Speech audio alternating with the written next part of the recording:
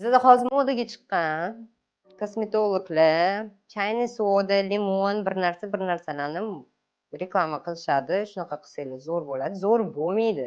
Yuzingizda kastrulka emas, qozon emas. Biza sovet paytida kichkinaligimizda o'sha chayniy soda bilan gazlarni tozalardik.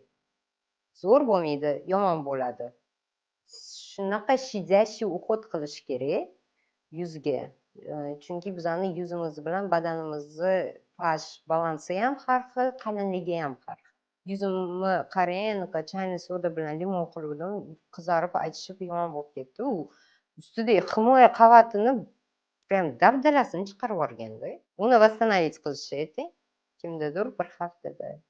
Mani bitta patsientim 6 oyda восстановление bo'ldi.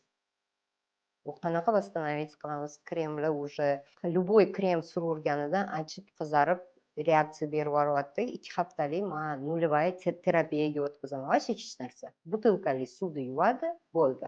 Nulevая terapiya deydi. Bizning immunitetimizni o'zi shu 2 haftaning ichida yordamlashadi, o'zi ishlashga harakat qiladi.